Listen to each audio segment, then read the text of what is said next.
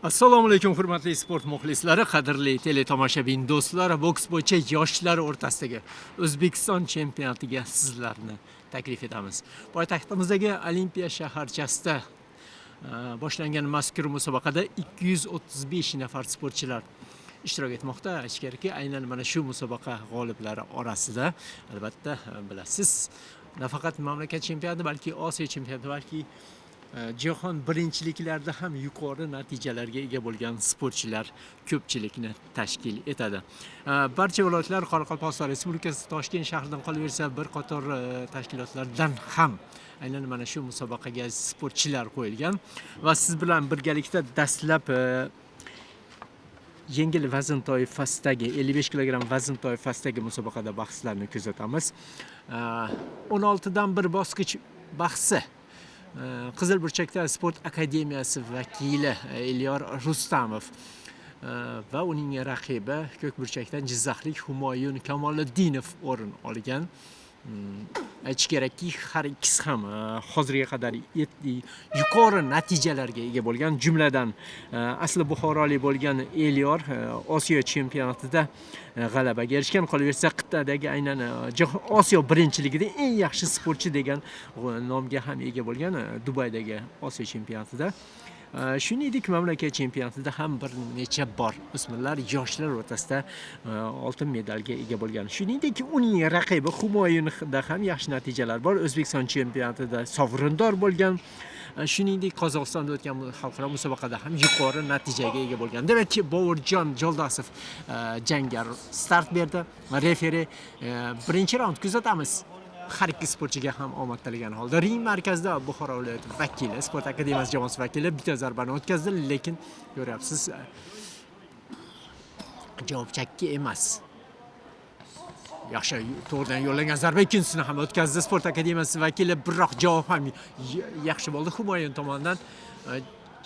Chapaqay Humoyun gavdaga zarba yo'lladi. Humoyun biroq o'zi ham o'tkazgan edi, lekin o'z vaqtida yana bir javob aynan to'g'ridan yo'llangan cross orqali munosib javob beryapti. Birinchi raundning o'zidanoq mana shunday aniq zarbalar, o'ziga xos ishonch bilan jangga kirishdi sportchilar.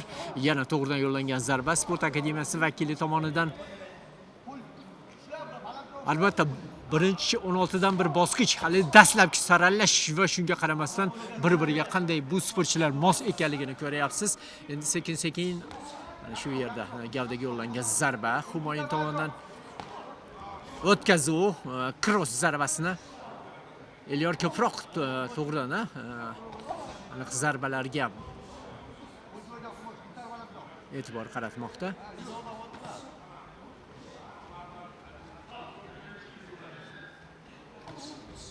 Jepni o'tkazdi, biroq qo'sha olmadi va o'z navbatida Elyor tomonidan yaxshigina to'g'ri cross zarbasini qabul qilishga majbur bo'ldi. Yana boshga ko'proq zarbalarni bermoqda Elyor Rustamov.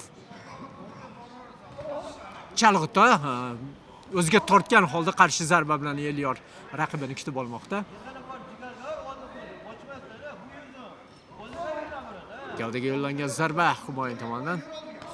Yana bir urinish to'g'ridan chap qo'lda, biroq ikkinchi tempda jangni davom ettirish istagi bo'ldi-yu, lekin yetkaza olmadi.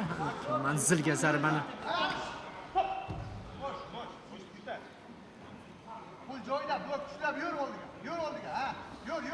har ikki ring burchagidagi murabbiylar ham e'tiborga molik. Birozdan so'ng ular haqida ma'lumotlarni yetkazamiz.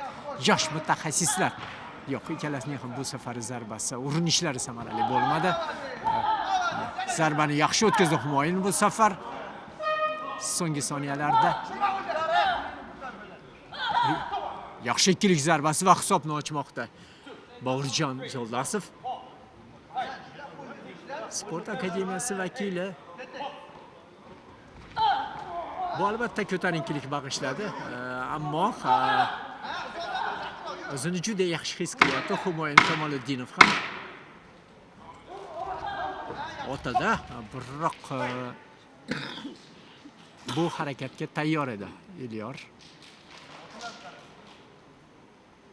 Ring markazida Elyor Rustamov raqibini kutmoqda. Bir daqiqalik tanaffus Albatta qiziqarli, o'ziga xos jangni ko'rdik. Aytib o'tganimizdek, o'tgan yili ham bir qator xalqaro musobaqalar bo'lganligini yaxshi bilasiz va unda yoshlarimizning aksariyati yuqori natijalarga ega bo'ldi. Birinchi raunddan so'ng Sport akademiyasi jamoasi vakili Humo Elyor Rustamovga barcha hakamlar g'alabani berishgan. Aytish kerakki, qizil burchakda ko'rsatma berayotgan mutaxassislardan biri bu Nodirbek G'ulomov, buxorolik. O'zi ham yosh, o'z vaqtida kattalar terma jamoasi tarkibida yaxshi natijalarga ega bo'lgan, ko'plab xalqaro musobaqalarda yuqori natijalarga ega bo'lgan sportchi. Mana o'tgan kattalar o'rtasida O'zbekiston chempionatida ham ko'rdik. Mana endilikda yoshlarni ham aynan mana shu musobaqaga tayyorlagan holda ringga olib chiqib kerakli ko'rsatmalarni beryapti.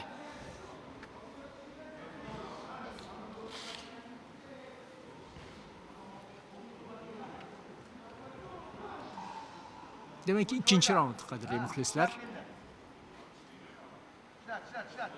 Kutyapti chalg'itmoqchi Rustamov. To'g'ridan kutilmagan aniq zarbani yo'lladi. Odatda ko'proq harakatlarni jeb bilan boshlanar edi.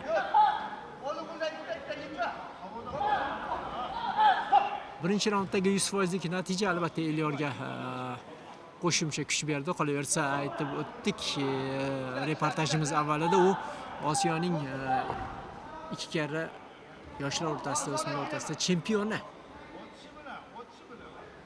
Qolaversa, eng yaxshi Osiyoning chempionatining bokschisi nomiga ham sazovor bo'lgan va bu jangda ham sezilyapti uning harakatlarida.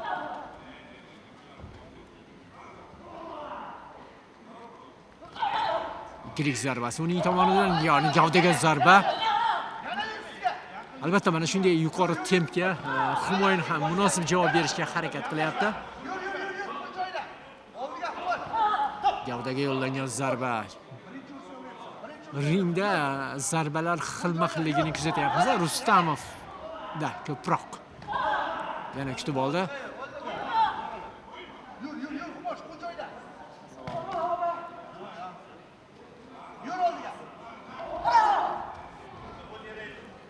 Oldinga masofani qisqartirishini so'ramoqda. Humoyundan ustozlari oldinga boshqa gavdaga yo'llangan zarba. Jizzax viloyati tomonidan biroq navbatga urinish ko'ngildagidek bo'lmadi. Ko'ryapsiz, egiluvchalik anchagina yaxshi Elyorda. Bir nuqtada turgan holda, biroz egilgan holda raqib zarbalariga chap berib, va osonlik bilan o'zi qarshi zarbalarni muvaffaqiyatli yo'llamoqda.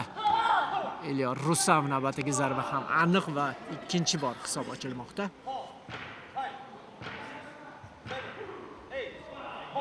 Jang davom etadi, barchasi xususan Humoyunning ham holati ko'ngildagidek.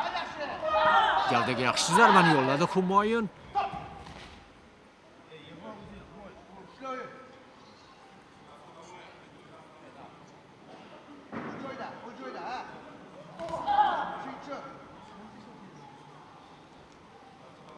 Shu nisbatan ko'proq xalqaro musobaqalarda ishtirok etgani baribir sezilyapti Elyorda. Chunki xalqaro musobaqaga avvalo nufuzli Xitoy birinchiliklarida o'z tengdoshlari orasida yuqori natijaga ega bo'lsa, asosan chempion bo'lsa, imkoniyat beriladi va chempion sifatida aytib o'tganimizdek ko'plab xalqaro musobaqalarda ishtirok etgan Elyor. Shunga qaramasdan Humoyun ham mana shunday tajribali raqibiga qarshi munosib jang qilayotganligini ham ta'kidlash kerak. Ko'k burchakda faoliyat olib borayotgan mutaxassislar orasida Jahongir Suvanqulovni ham aytishimiz kerak. Aynan Jahongir ham o'z vaqtida xuddi Nodirbek G'ulomov kabi ko'plab xalqaro musobaqalarda ishtirok etgan, Olimpiya o'yinlari yo'llanmasini beruvchi musobaqalarda ham qatnashgan. Aynan shu 2000-yillardan keyingi avlod desak to'g'ri bo'ladi Jahongirda. Jizzaxlik mutaxassis. Ikkinchi raunddan so'ng yana barcha hakamlar Elyor Rustamovga g'alabani berishgan.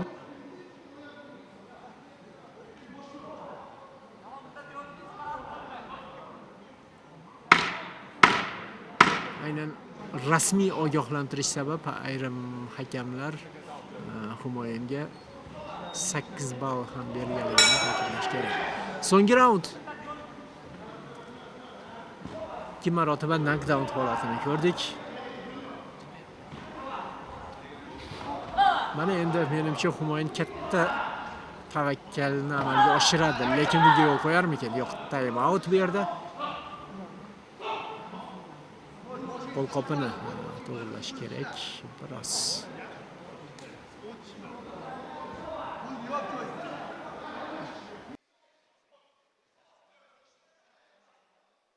Barchasi joyida jang davom etadi. Gavdaga yo'llangan zarba.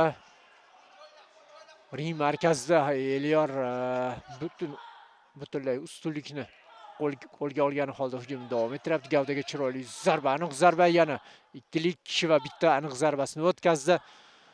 Raqibini butunlay masofada ushlagan holda jangni nazorat qilmoqda Elyor Rustamov. Havoda qoldi. Humoyunning zarbasi yaxshi bu safar o'tkazmoqda. Jizzax viloyati vakili.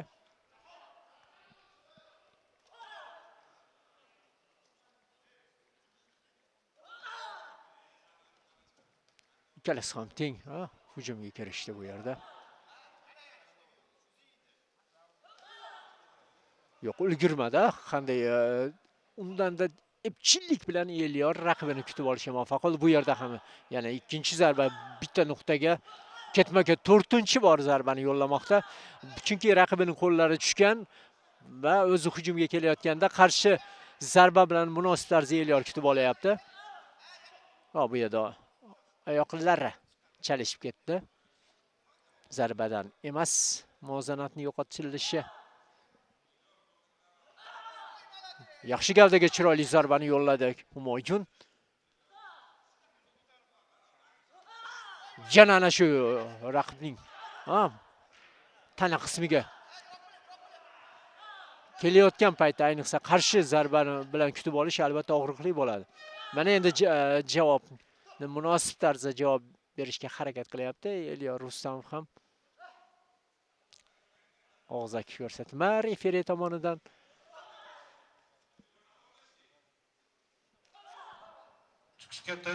Bir daqiqadan kamroq vaqt qolmoqda. 3-raundning yakuniga yetishiga.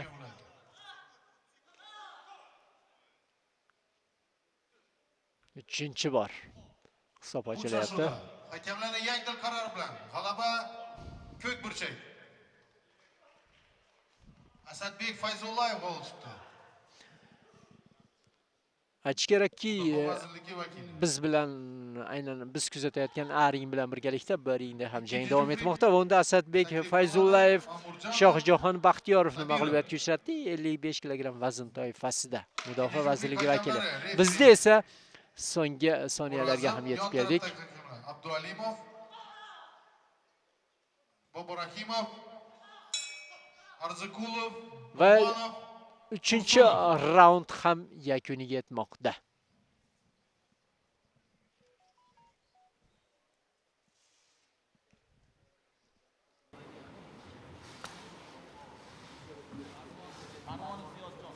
Kim?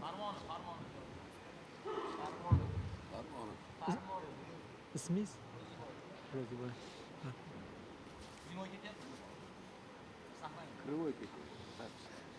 Ushbu jangda hakamlarning yagdil qarori bilan qizil burchak Rustamov g'alaba qozondi.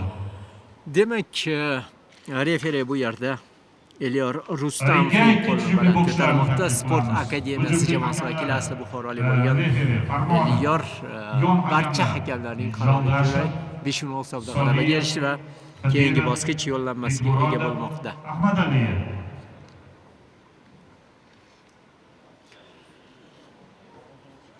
Endi esa navbatdagi juftlik bahslariga o'tamiz. 55 kilogramm vazn toifasida sportchilar saralash jangini davom ettiradi. Toshkent viloyati va Qashqadaryo viloyati vakillari o'zaro kuchsinishadi. Chaqiriladi ikkinchi juftlik. Ma'murjonov Behruzbek, Namangan viloyati. Sabirov Hikmatulloh, Toshkent viloyati. ringiga ikkinchi juftlik bokschilarni taklif qilamiz. Ergashev Farruh hamda Humoyun Saidovlar ringga taklif qilinadi. Qadrli muxlislar, demak Toshkent viloyati va Qashqadaryo viloyati vakillari o'zaro kuchlashadi. Aytish kerakki, bu musobaqada Toshkent viloyatidan 20 nafar sportchi ishtirok etmoqda. Ikkita tarkibni qo'yishgan. Aynan ana shu qizil burchakka Toshkent viloyati vakili Farruh Ergashev chiqib kelmoqda. Ko'k burchakdan esa Qashqadaryo viloyati vakili Humoyun Saidov o'rin oladi.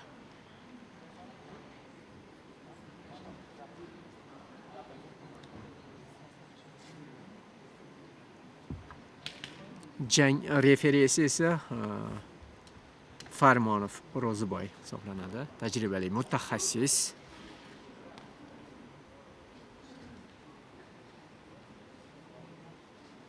Aytish kerakki, Farruh Ergashev Toshkent viloyati vakili O'zbekiston chempionatida sovrindor bo'lgan, o'smirlar o'rtasida xalqaro musobaqalarda ishtirok etgan.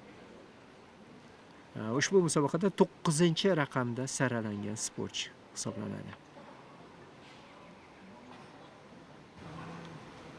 Referi Farmonov sportchilarni ko'zdan kechiryapti.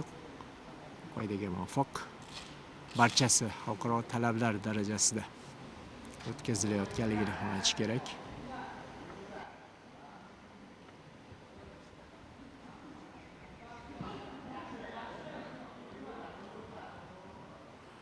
Demak, sportchilar, yon hakamlar barchasi tayyor. Birinchi raundga ruxsat berilmoqda.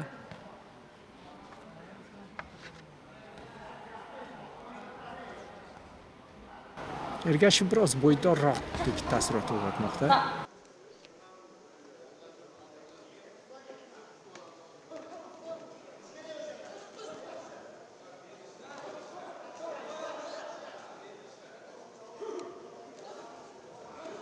Humoyunning gavdaga jeplarni yo'llamoqchi bo'ldi, lekin osonlik bilan chap bermagan holda o'zi hujumga kirishdi. Ergashev to'g'ridan cross.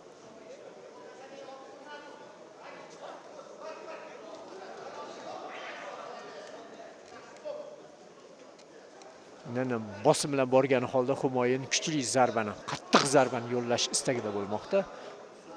Dastlabki daqiqaning o'zidayoq yo'q, havoda qoldi. Bir necha urinish. Ergashev yo'q, bu safar manzilga yo'llashga muvaffaq bo'ldi. Humoyun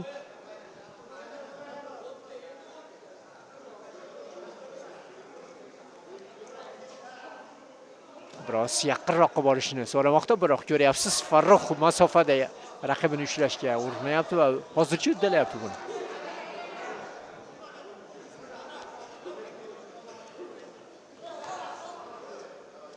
Taktik kurash, ehtiyotkorlikni unutmagan holda sportchilar yana Humoyunning zarbasi yetib borgani yo'q.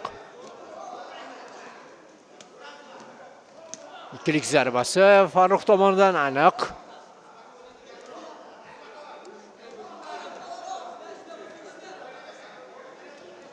Biroz tempni ko'tarishni so'ramoqda Humoyundan murabbiylari. Aks holda ko'ryapsiz, taktik jang olib boradigan bo'lsa, bu yerda osonlik bilan Farruh Ergashev uni mag'lubiyatga uchratishi mumkin. Biroz shiddatni oshirish kerak.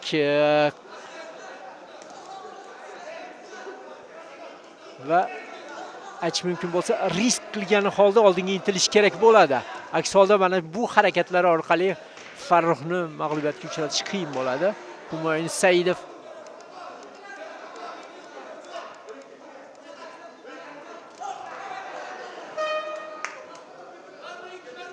25 soniya qoldi birinchi raund yakuniga yetishga. Aksariyat urinishlari Saidovning yetib borayotgani yo'q. Qanday kutib olmoqda Farruh Ergashev. Zarbalar kamroq, lekin sifat borasida ancha ustunlik ham Farruh Ergashevda. umumiy planda ko'ryapmiz zarbalar kam, lekin aniqlik borasida anchagina yaxshi ko'rsatkichga ega bo'ldi. Farruh Ergashev menimcha hech shubhasiz Farruh Ergashevga g'alaba beriladi. Shunday barcha hakamlar Toshkent viloyati vakiliga g'alabani taqdim etishdi. Aynan qizil burchakda faoliyat olib borayotgan mutaxassislarni ham ko'ryapmiz. Ring tashqarida mana Alimardon Dastanov O'zbekistonda xizmat ko'rsatgan sport ustozi, shuningdek ring yonida tashqarida shuningdek Ikrom Berdiyevni ham ko'ryapmiz. Osiyo o'yinlarining g'olibi. Ikrom Berdiyev. Ancha tajribali mutaxassislar. Bilamiz, Toshkent viloyati vakillari doimiy ravishda mamlakat chempionatlarida yuqori natijalarga ega bo'ladi, kuchli uchlikda berishadi, borishadi. Hozir ham mana Farruh Ergashev aynan ana shu poytaxt viloyati vakili birinchi raundni o'z foydasiga hal qilmoqda. Qashqadaryolik mutaxassislar ham albatta kuchli. Bu yerdan ham ancha iste'dodli sportchilar kelgan. Va qiziq holat aynan Ikrom Berdiyev asli Qashqadaryodan, Shahrisabz tumanida tug'ilgan. Va Toshkent viloyati tarkibida terma jamoada faoliyat olib borgan edi Ikrom o'z vaqtida. Demak, ikkinchi raundda tempni ko'tarib kutilgan edi. Saidov yaqin masofaga kirib borishga urinilyapti. Bu yerda klinch. Murabbiylarni ham bizga yaqin bo'lganligi uchun eshityapmiz. Hozircha ko'ngli to'lmoqda Humoyindan ustozlari. Yo'q, bu safar yetib borgani yo'q. Zarba berib o'zi qolib ketgan edi. Kutyapti. Farruh Ergashev uni gavdaga yo'llangan zarba uning tomonidan. Yo'q, bu safar yetib borgani yo'q Ergashevning zarbasi. Va o'zi ham bu yerda chiroyli tarzda kirib bordi. Humoyun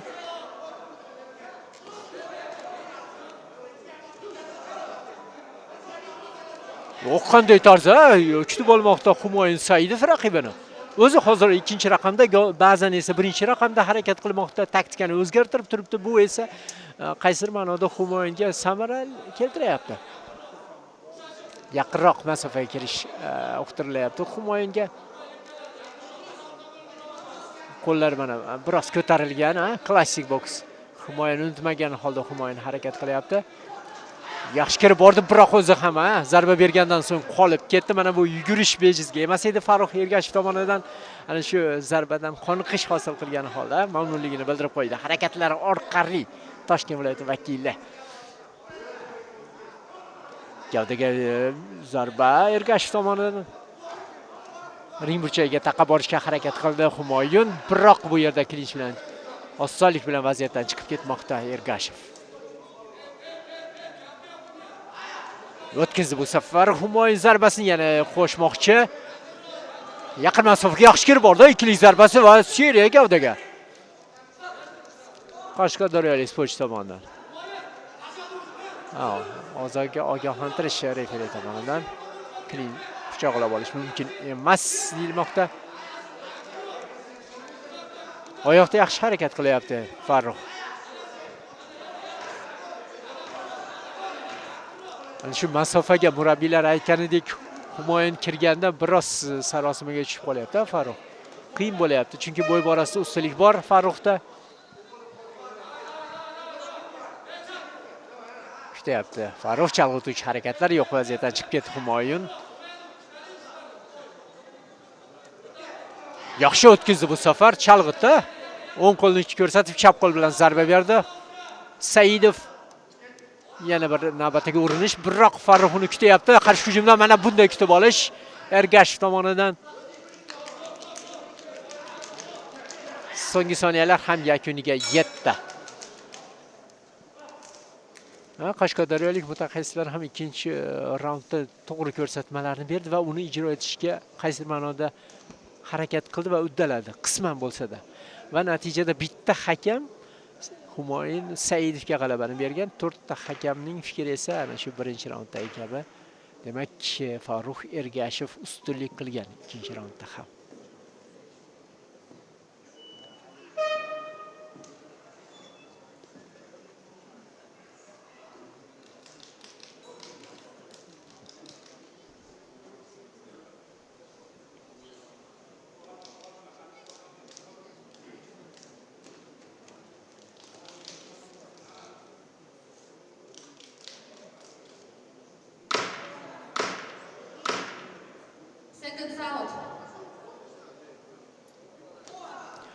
Demak, tanaffus yakuniga yetdi va so'nggi raund. Va e'tiborlisi Humoyun Saidovning murabbiylaridan biri ayniqsa menga juda ham manzur bo'ldi. Juda ham vazminlik bilan yaxshi tushuntirdi.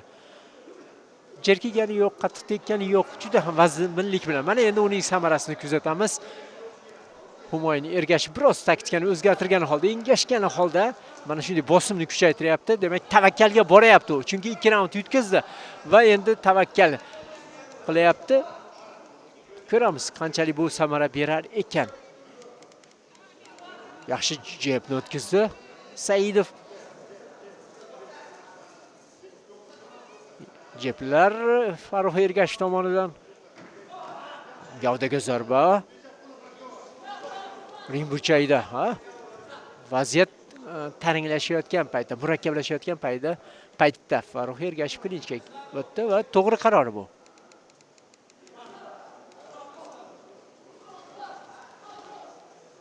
Nihoyat yetib bordi. Havoda qolgan edi bir necha urinish Saidovning.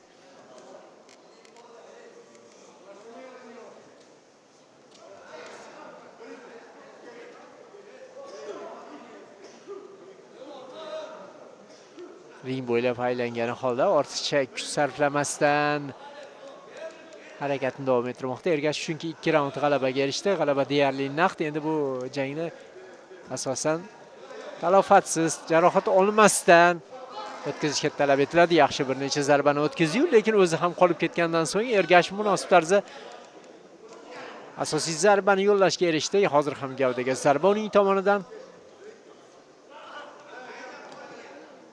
İkilik zarbasi Humoyun Saidov yaxshi.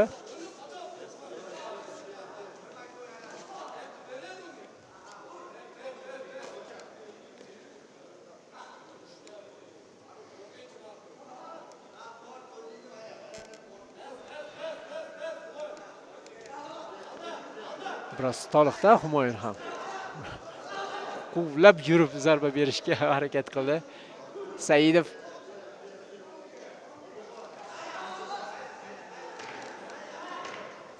time out. Qapa tushib ketdi mana shunday. 1 daqiqadan kamroq vaqt qoldi.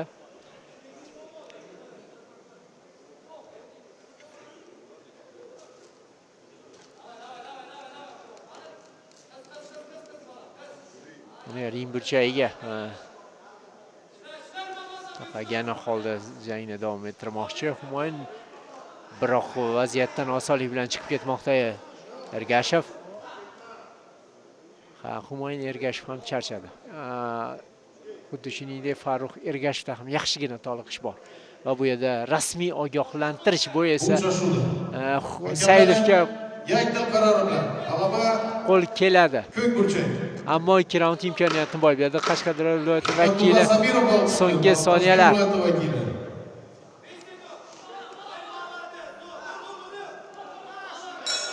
Va jang yakuniga yetmoqda shu tariqa.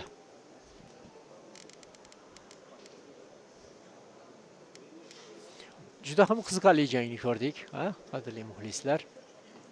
Ikki xil taktikaga ega bo'lgan sportchilar Keyingi jang hakamlari bir-biriga munosib qarshilik ko'rsatishga harakat qildi. yon tarafda hakamlar Baratov, Abdualimov, O'razov, Yo'ldashov, Bazarov.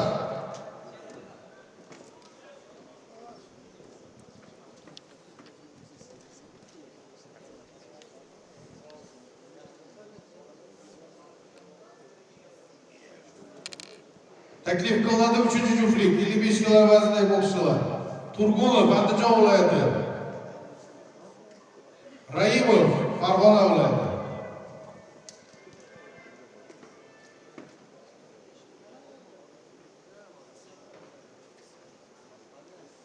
Demak, hisob-kitoblar davom etyapti.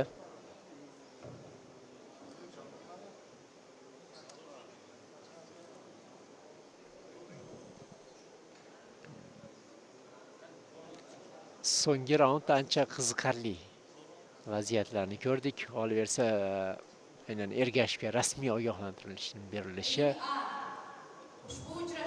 Ancha vaziyatni qiziqarli jarayonga olib keldi.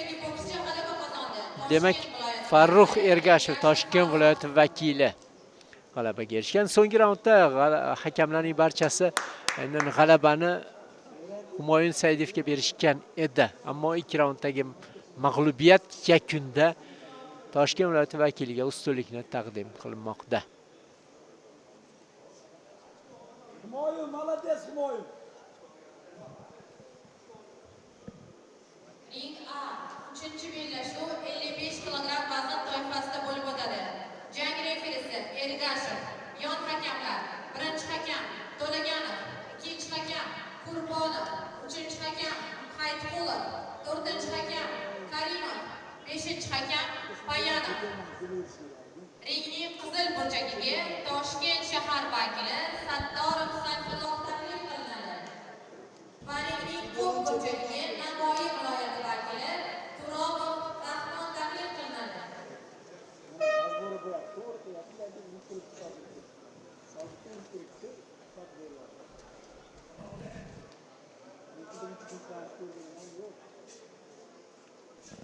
Qadrli muxlislar, demak 3-chi juftlik A ringga taklif etilmoqda. Ya'ni 55 kg vazn toifasida 16 dan 1 bosqich uchrashuvi.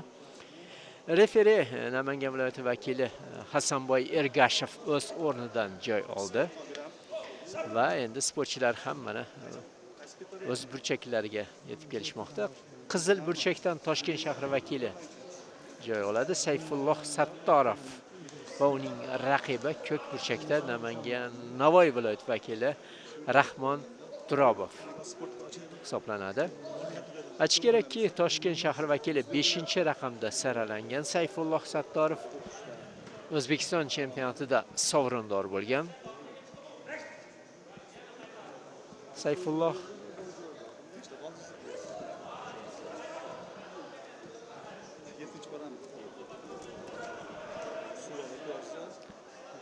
Rahmon Turobov ham viloyat birinchiliklarida va bir qator musobaqalarda anchagina qatnashib, tajriba to'plagan sportchilardan hisoblanadi.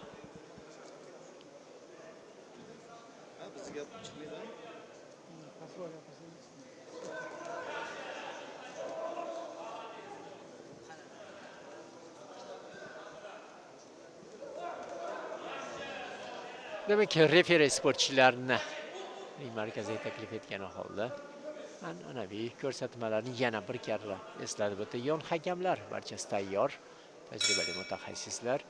Demak, birinchi raundni kuzatamiz. Yuqori tempda boshladi Toshkent shahri vakili. Bir necha zarbalarni o'tkazmoqda. Va birinchi raundning o'zidayoq butunlay tashabbusni o'z qo'liga olgan holda jangni davom ettirish istagida. Biroq Rahmon Turobov ham ancha xotirjam, mana shu bosimga tayyor ekanligini ko'ryapmiz. Yaxshi gavdaga zarba, ochiq jangga kirishdi sportchilar.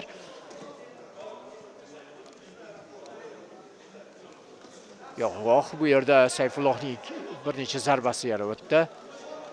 Hozircha yuqori tempda davom ettiryapti. Yaxshi ochiq jang va bu yerda bir necha zarbalarni aniq yo'llashga muvaffaq bo'ldi Sattorov va hisob ochilyapti haqli ravishda.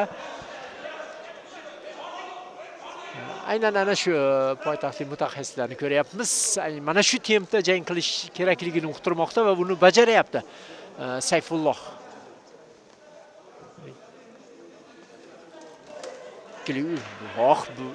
Bir harakatning o'zida bir necha zarbani aniq yo'lladi Sattorov, yana ring burchagiga qisib bordi.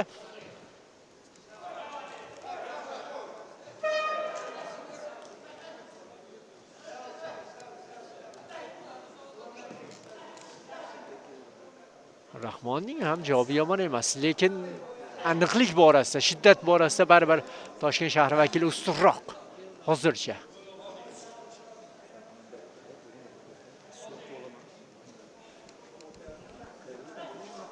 Yaxshi chap berdi. Sayfulloh yo'q, kutib qoldi bu yerda. Rahmon kutib qoldi va natijada aniq yana bitta zarbani o'tkazib yubormoqda.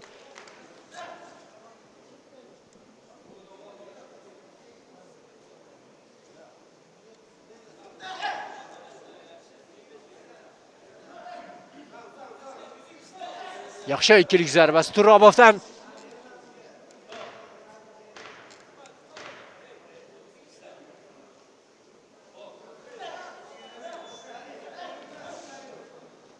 yomon emas. So'nggi soniyalarda mana Navoiy viloyati vakili ham aniqlikka e'tibor beryapti. Oyoqda yengil harakat qilgani holda, biroq bu yerda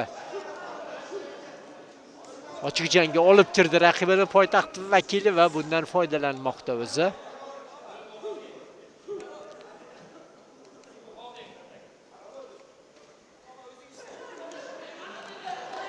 Yaxshi yondan zarba yana qo'shdi. O'ng qo'lda Sattorov va seriya istagi bor.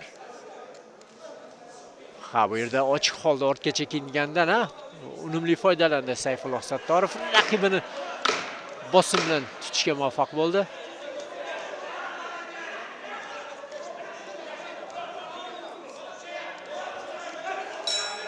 Va birinchi raund yakuniga yetmoqda.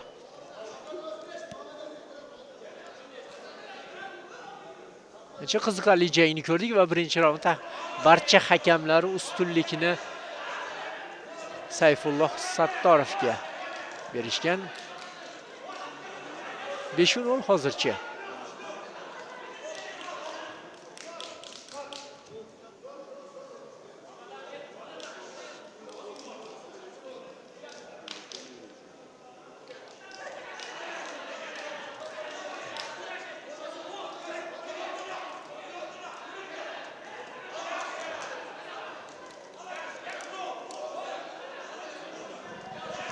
Qizil burchakda mana Shurat Seconds out.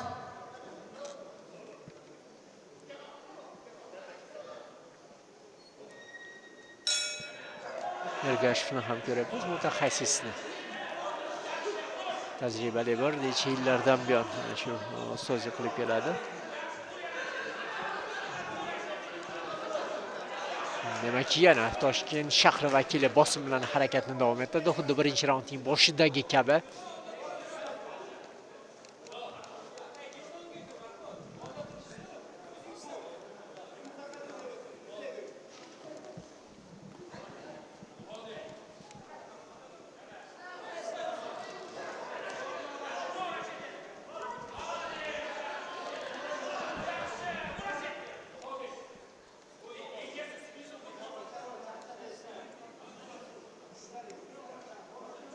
Yana seriyaga harakat qilmoqda. Bu yerda Sayfulloh va uddaladi. Lekin ancha-muncha kuchi yo'qotganligini ham anglash qiyin emas. Chunki yuqori temp, kuchni to'g'ri taqsimlash qiyin. Yaxshi ikkilik zarbasi Turabov tomonidan.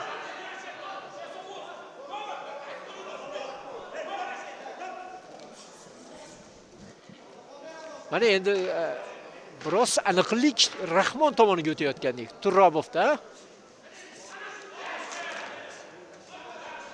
Vaholanki ikkinchi raundning mana endigina teng yarmi ortda qola boshladi.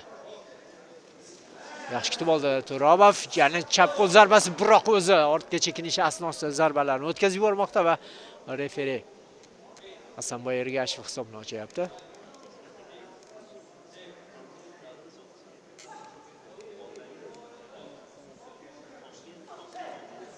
Yaxshi kutib oldi Turabov. Biroq o'zi zarbani o'tkazib bormoqda yana. Chalg'itdi, biroq o'xshamadi. Ikkilik zarbasi Navoiy viloyati tomonidan, viloyat vakili tomonidan aniqroq.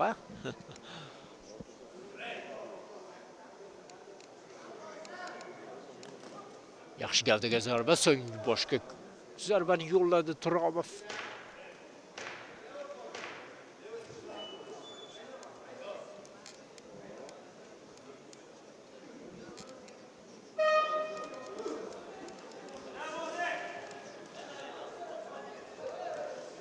O'tkazib bu safar Toshkent shahri vakili zarbasini.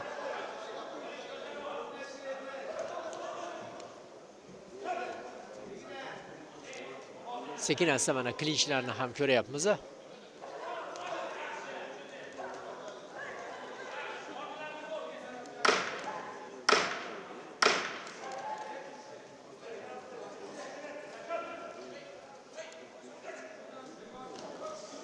Yaxshi so'nggi soniyalarda Turobovda bir necha aniq zarbalarni ko'rdik.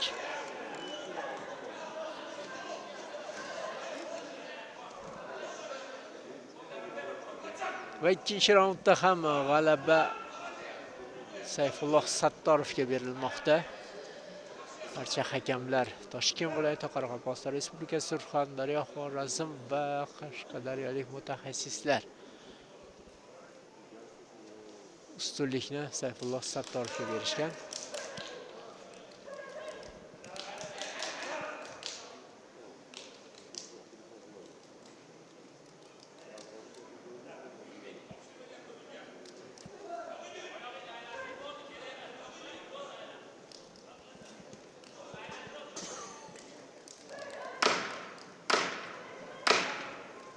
Seconds out.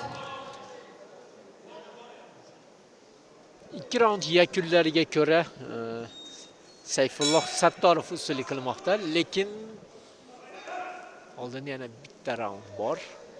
Rahmon Turobovning jismoniy holati yaxshiroqdek taassurot uyg'otyapti. Bundan qanchalik foydalana oladi? Bunga imkon beradimi? Sayfulloh kuzatamiz. Ya'ni yaxshi boshladi Sayfulloh. Mana shu tempni ushlab turish, mana shu tempni saqlash muhim. Seriya Toshkent shahri vakili tomonidan bu yerda Turobov menimcha kuchli zarbani yo'llash istagida.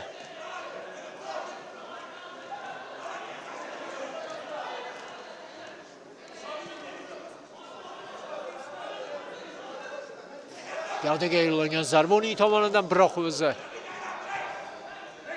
ham ochiq qoldi. Natijada bir necha boshiga yo'llagan zarbalar samarali bo'ldi raqib tomonidan.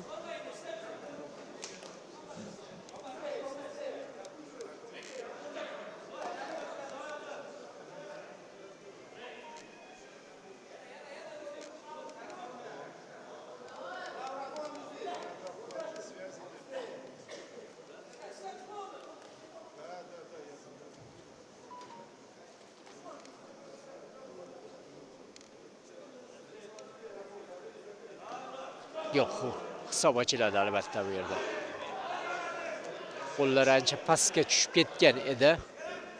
Turobovning natijada yana hisob ochilyapti va jang to'xtatilmoqda. Muddatidan avval demak Sayfulloh Sattorov 55 kg vazn toifasida yana bir nimchorak finalchiga aylanmoqda.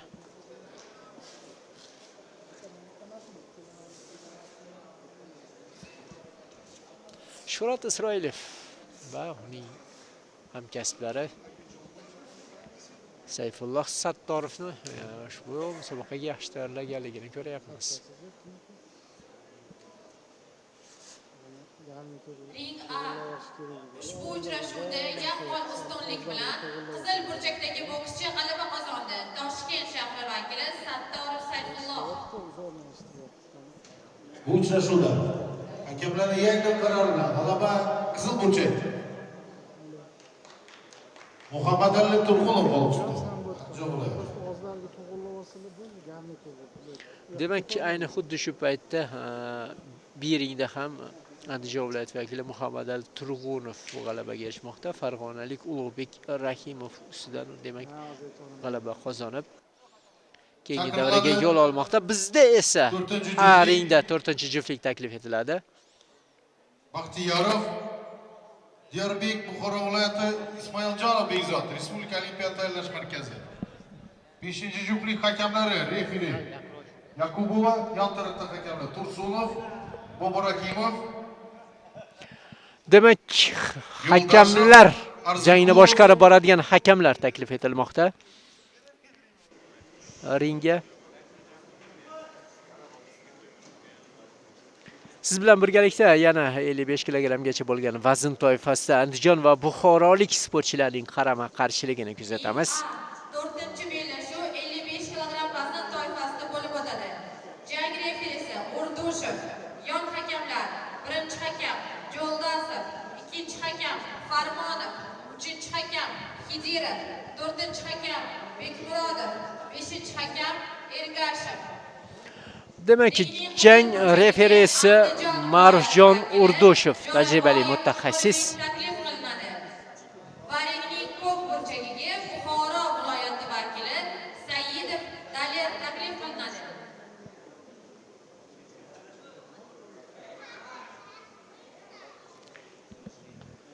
Qizil burchakka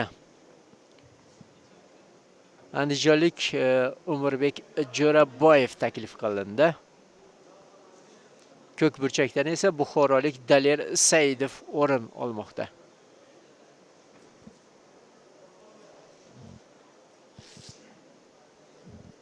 Har ikkisi ham ancha mahoratli bo'lgan bokschilar. Jumladan andijonlik Umirbek O'zbekiston chempionatida yoshlar o'rtasida sovrindor bo'lgan 2023-yili. Uning raqibi buxorolik Daler esa Prezident Olimpiadasida bronza medaliga ega bo'lgan ekan.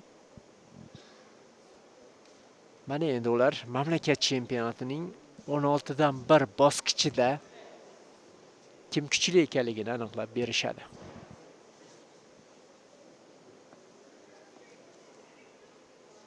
Bilasiz, har ikki viloyatda ham boks juda yaxshi rivojlangan. Terma jamoa tarkibidan juda ko'p sportchilari o'rin olishadi.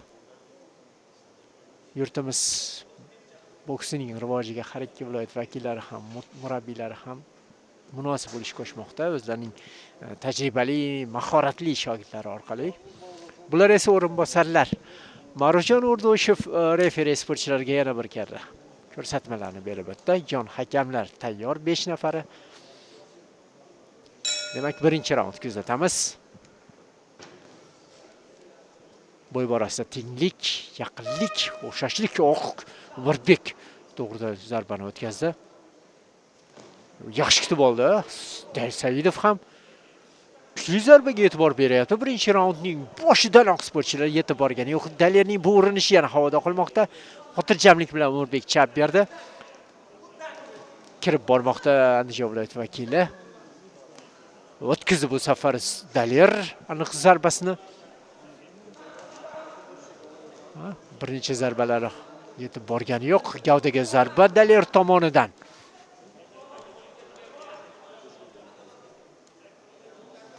Jo'raboyev yaxshi zarba va to'xtab qoldi. Natijada Daler zarba yo'llashga erishdi. Ring markazida esa o'ziga xos vaziyat. Klassik boks namoyish etmoqda. Jo'raboyev gavda bilan ishlagan holda osonlik bilan kirib bormoqda. Umirbek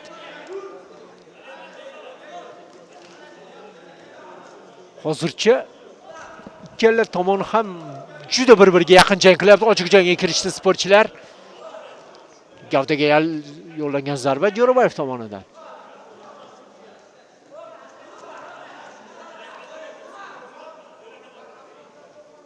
Yaxshi chap berdi Jo'raboyev va zarba bilan davom ettirmoqda harakatni. Yetib borgani yo'q. Jo'raboyevning ikkita zarbasi endi to'g'rida yo'llangan zarba ham havoda qolmoqda. Saidovning yana bir urinish chap berdi Jo'raboyev. Yo'q, qo'lda ushlab ikkinchi qo'lda zarba berish mumkin emas. O'rdoshev mana shuni uqtirib o'tdi, ogohlantirdi. Og'zakka oldinga intilmoqda. Sekin qadam-qadam Andijon viloyati vakili raqibning zarbasi yetib borgani yo'q. Gavdaga zarba Saidov tomonidan. Poylayapti, yo'q. Jo'raboyev osonlik bilan mana shu zarbaga chap berdi. Ring bo'ylab harakat Jo'raboyev tomonidan. Yaxshi. Jo'raboyev qisqa masofada zarba bilan chiqib ketmoqda. Klinchda.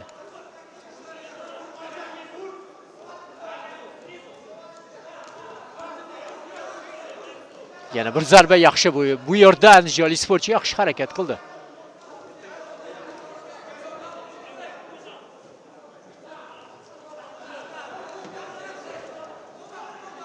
Shu egiluvchanligi ancha yaxshi shakllangan ekan, ha? Umirbekda.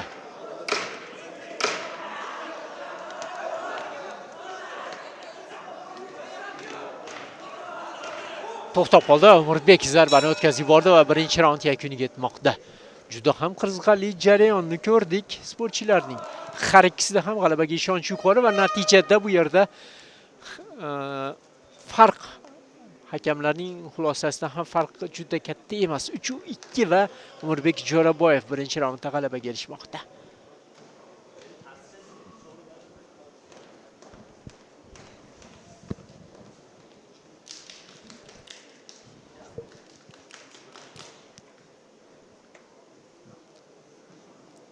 Murabbiylar kerakli ko'rsatmalarni bermoqda. Har ikki burchakda ham xulosalar bor. Raqib borasida, shogirdning xatolari borasida.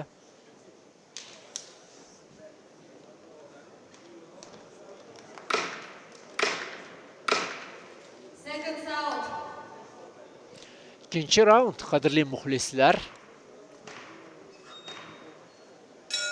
Ochig'i mana shu shiddatni kutgan edik. Ko'pchilik qatori va buni amalda ko'ryapmiz. Yaxshi kirib bordi va zarbani amalga oshirdi. Jeb Jo'raboyev tomonidan kutyapti. Dalier raqibiga aniq zarba yo'llamoqchi. To'g'ridan qarshi hujumda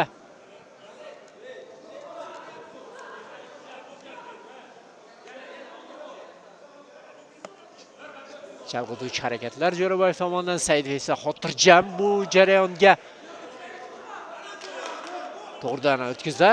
Dalier zarbani. Yo'q, bu safar yetib borgani yo'q.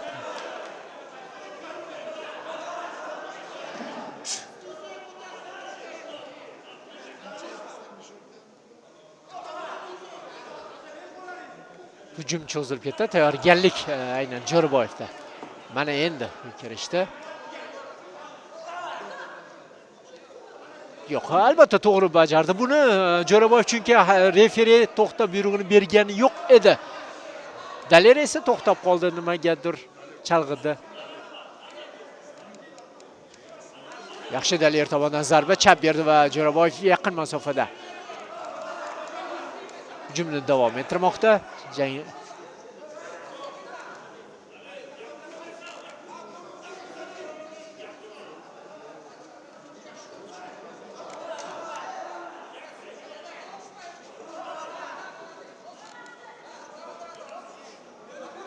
Gavdaga zarba. Jo'raboyev biroq klishdan qanday zarba bilan chiqib kelmoqda Saidov.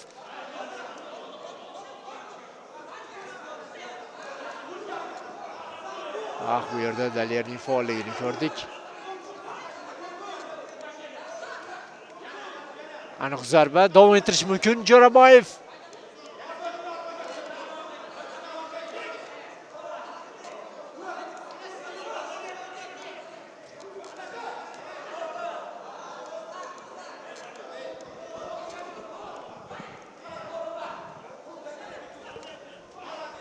Yo'q, chap berishga erishdi Saidov.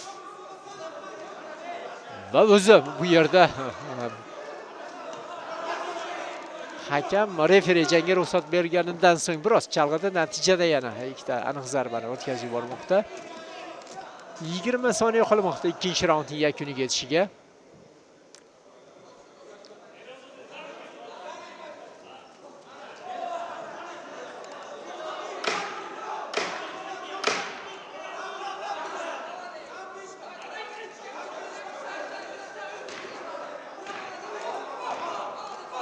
Va ikkinchi raund yakuniga yetyapti. Biroz ikkinchi raund so'ngida Dalierning tezligi pasaydi va ikkinchi raund yakunlariga ko'ra Umurbek Jo'raboyev hozircha g'alabaga erishmoqda. Ortda qolgan raundda 5 ta hakamning barchasi Andijon viloyati vakiliga g'alabani bergan.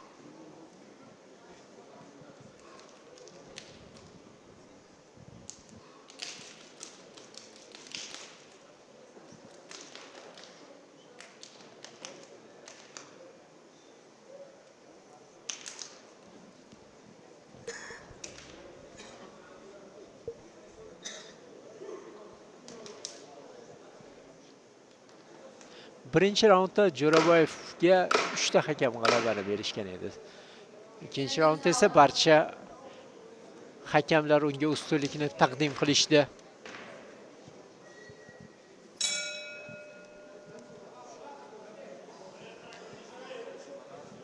So'nggi raund, qadrli muxlislar.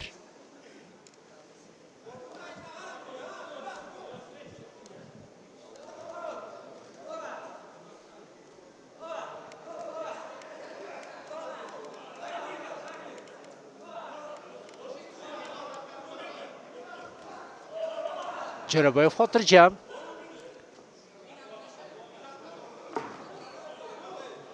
Kutyapti Andijon viloyati vakili. Qattiq zarba bilan raqibni qarshi olish istagida. Buni albatta his qilib turibdi Saidov ham. Va shu bois ham mana salkam 1 daqiqa ortda qolayotgan bo'lsa, aytarli jo'yali zarbalarni ko'rmadik 3-raundda.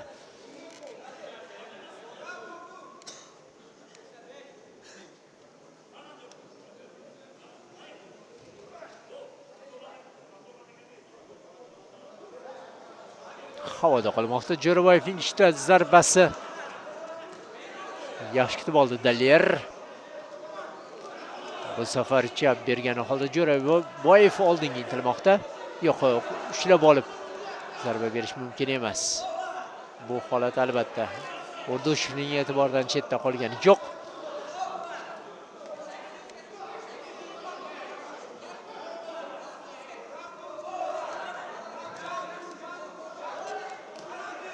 Qanday kutib olmoqda Dalier raqib oldinga ochiq qo'llarini tushirgani holda bordi, natijada o'tkazib yubordi va javobni munosib tarzda yo'lladi. Bu yerda Jo'raboyev albatta toliqish jismoniy holat o'z ta'sirini o'tkazmasdan qolmayapti. So'nggi raundda sportchilarga yaxshi uppercut Jo'raboyevdan.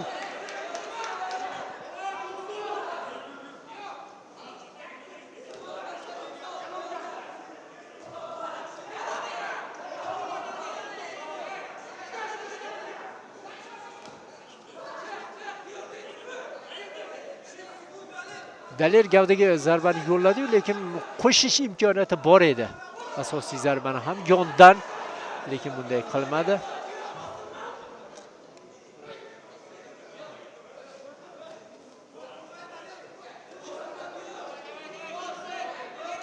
Baribir nisbatan Dalierda kuchliroq, ko'proq toliqish. Ko'rasiz, tez-tez klinchga kirib olyapti. Yo'q, bu yerda to'xta buyrug'idan so'ng Buxoro viloyati vakili zarba berib yubordi.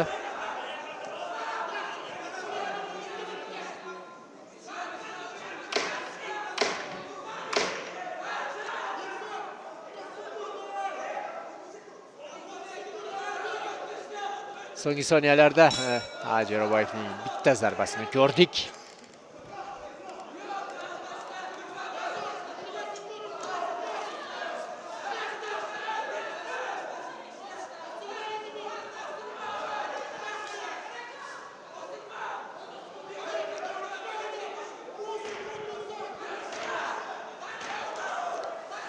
So'nggi raundda ham nisbatan Umurbek Jo'raboyev faolroq bo'ldi.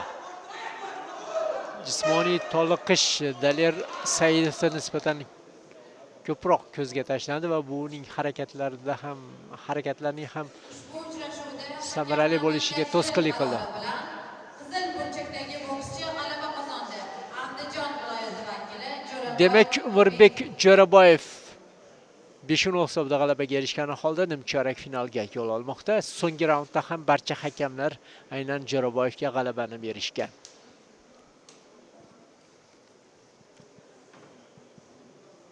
Bu uchrashuvda hakamlarning qaroriga ko'ra g'alaba ko'k burchak. Ulug'bek Raimov olishdi. ikkinchi hakam Aringda navbatdagi juftlik sportchilari o'zaro bahs olib borishadi. Respublika Olimpiya va Paralimpiya sport turlariga tayyorlash markazi vakili Habibulla Saynazarov Toshkent viloyati vakili Ilg'or Ikromov bilan o'zaro kuch sinashadi. Mana sportchilar o'z o'rinlaridan joy olmoqda. Jang referisi Sayfiddin Poyonov Qashqadaryo viloyatidan. Qizil burchakdagi sportchi Habibulla Saynazarov Osiyo chempionatida bronza medaliga ega bo'lgan, O'zbekiston chempionatida ham yuqori natijaga ega bo'lgan asli farg'onalik sportchi Habibulla. Toshkent viloyati vakili ko'k burchakda o'rin olgan sportchi Ilg'or Ikromov esa Prezident olimpiadasida shohsupaning 3-pog'onasidan joy olgan. Lekin mana shunday anchagina tajribali bo'lgan, mahoratli bo'lgan sportchilar. Qolaversa Habibullani bu musobaqada 3-raqamda saralanganligini ham aytish kerak. Bilasiz, shunday saralangan sportchilar odatda mamlakat chempionatlarida, xalqaro musobaqalarda yaxshi natijalarga ega bo'lgan bokschilar hisoblanadi.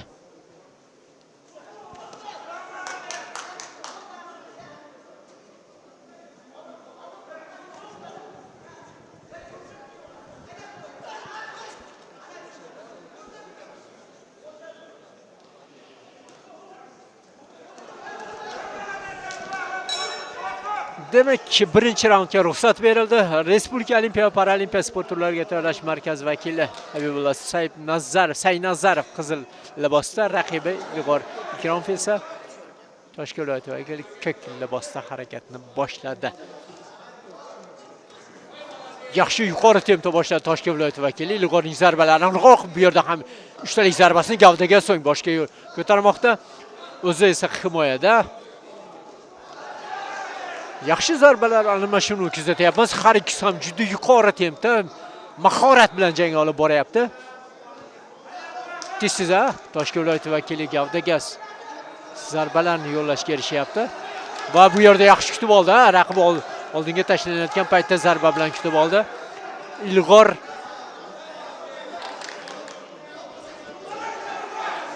zarbalarning ham kuchi ancha yuqori. Himoyaga tegmoqda. Habibullaning zarbasi va bu yerda qarshi zarbani o'tkazib yubordi Habibullah va bosimni kuchaytiryapti. Buni yaxshi anglagan holda Ilg'or yaqin masofaga kirgandan so'ng himoyaga o'tib, so'ng himoyadan hujumga kiryapti tez-tez. Mana bu yerda himoyada blokda turib olgan holda mana endi o'zi zarbalarga, qattiq zarbalarga e'tibor qaratyapti. Himoyaga tegmoqda Habibullaning zarbalari. Va mana bu yerda ikkilik zarbasini o'tkazdi, yana bitta aniq zarba Ilg'or tomonidan. Ilg'ordan ancha yaxshi kuchli zarba bor ekan. Aperkot chap qo'lni o'tkazdi Ilg'or. Chap bermoqda Habibullo, yaxshi.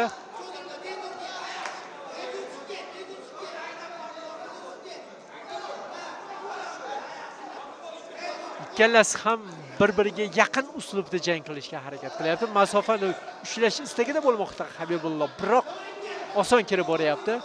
Ilg'or yaxshi bu yerda Habibullohning zarbasi. Saynazarov chap berdi, bitta kuchli zarbaga masofada ushlamoqda. Bu yerda yaxshi jeblar bilan faol harakatni davom ettirdi Saynazarov, biroq chekinish asosida yana zarbani o'tkazib yubormoqda. Agar ochiq jangga kiradigan bo'lsa, bu yerda Ilg'orga ancha qulaylik tug'dirib qo'ymoqda Saynazarov.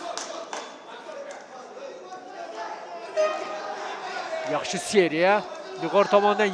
Mana endi Saynazarov ham tez-tez masofani nazorat qilgani holda jangni davom ettirmoqda. Bu uning uchun juda ham muhim.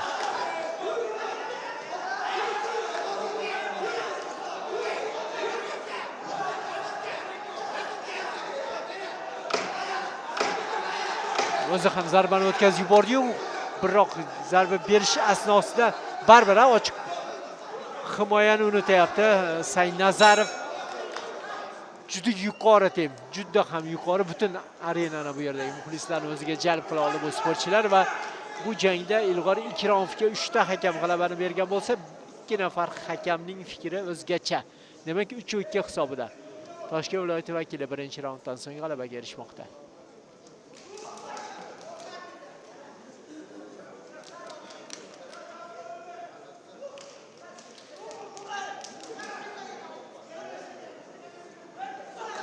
Murabbiylar har ikki burchakda ham shogirdlarga kerakli ko'rsatmalarni bermoqda. Ruslan Chelenbayev Respublika Olimpiya va Paralimpiya sport turlariga tayyorlash markazi sport burchagida, Toshkent viloyatining burchagida esa Alimardon Dostonov o'z hamkasbi bilan birgalikda Ilg'or Ikromovga nimalarga e'tibor berish kerakligini uqtirib o'tishdi. Ikkinchi raundni kuzatamiz. Yana yaqin masofaga intilmoqda. Demak, mana shunday ko'rsatmalar bergan murabbiylari Ilg'orga himoya joyida. Ilg'orda xuddi shunday uslubda, demak, Habibullah ham harakat qilishni boshladi. Garchi bo'y borasida ustunlik bo'lsa-da, biroz boshni ko'tarib harakat qilish kerakligini uqtirmoqda. Time out. Bu yerda qo'lqoplarni tartibga keltirish kerak. Ilg'orning qo'lqoplari tartibga keltiriladi.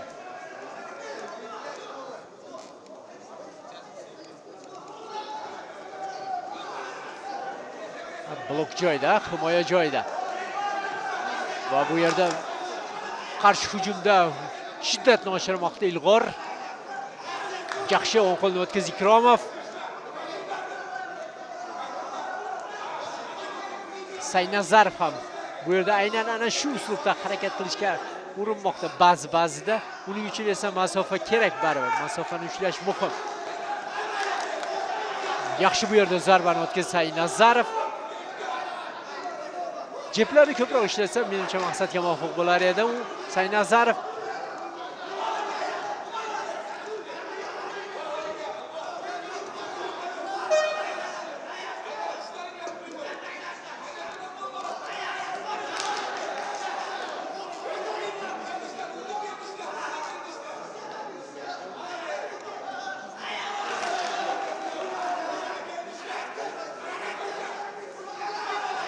goh u tomon, goh bu tomon zarbalarni beryapti, lekin himoyani ham o'z o'rnida ushlashga harakat qilmoqda sportchilar.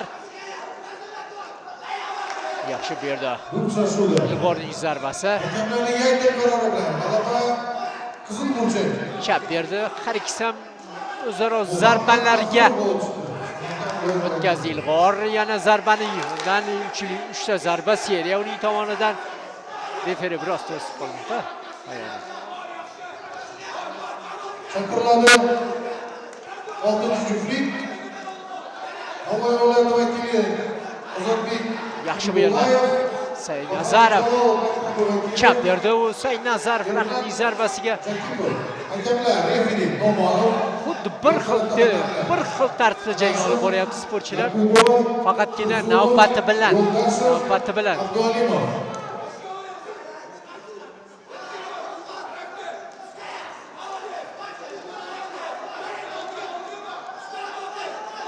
Chap qo'lni o'tkazdi Ilg'or gavdaga. Yana chap qo'l zarbasini aniq o'tkazmoqda Ilg'or Ikromov. Ikromovning zarbasi ikkiga o'tdi yana. Nisbatan aniqroq raqibiga qaraganda so'nggi soniyalarda u. Va jang yakuniga yetmoqda.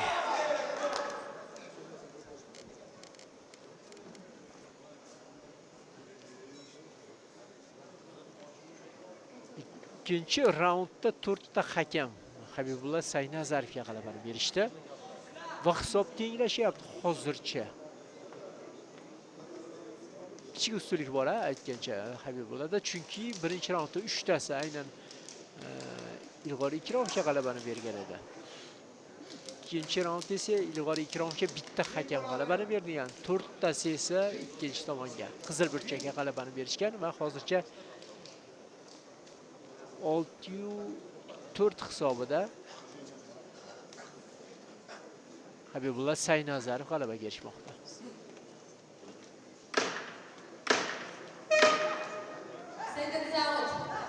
Demak, so'nggi raund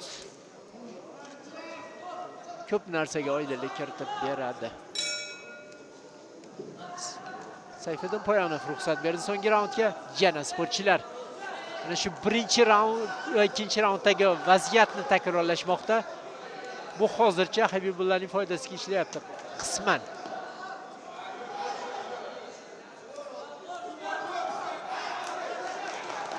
Ikkilik zarbasi uning tomonidan so'nggi urinish ko'ngildagidek emas. Bu yerda to'g'ridan cross o'tdi Habibulla tomonidan.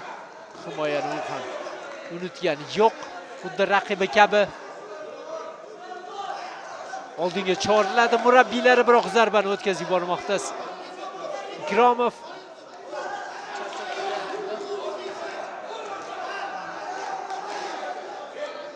Biroz boshini ko'tarib harakat qilish kerakligini uqtirmoqda Ikromovga referi. Gavdaga zarba Saynazarov tomonidan jondan qo'shdi zarbani yana. Bu yerda birosa Ikromov zarbalarga e'tibor beryapti-yu, aniqlik unchalik emas. Ikkinchi tomonda esa bu borada sifat ko'rsatkichi yaxshiroq Saynazarovda.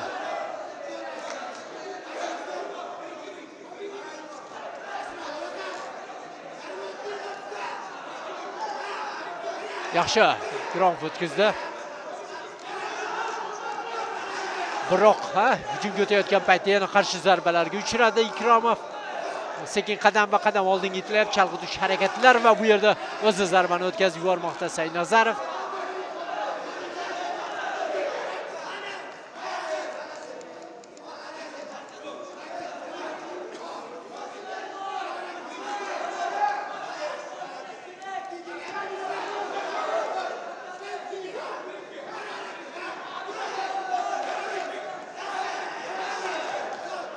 Biroz tashabbus ilg'or tomoniga o'tib ketayotgandek ayni pallada.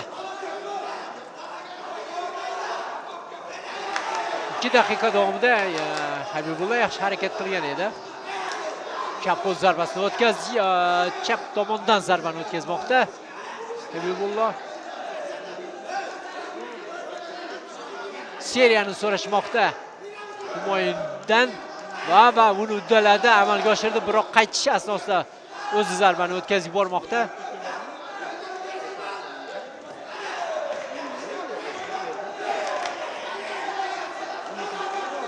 Yaxshi ikkilik zarbasi Saynazarovdan.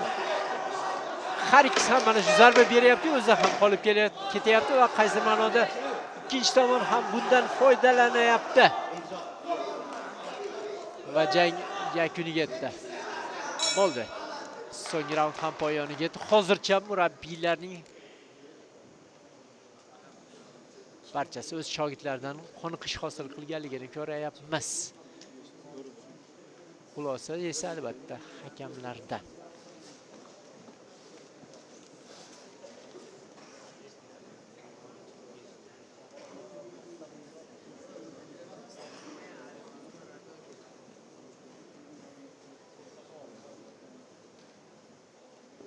Ushbu uchrashuvda hakamlarning qarori bilan qizil burchakdagi bokschi Demak, Respublika Habibulloh Saynazarov Respublika Olimpiya va Paralimpiya sport turlariga tayyorlash markazi vakili 4-1 hisobida g'alabaga erishgani holda nimchorak finalga yo'l olayapti.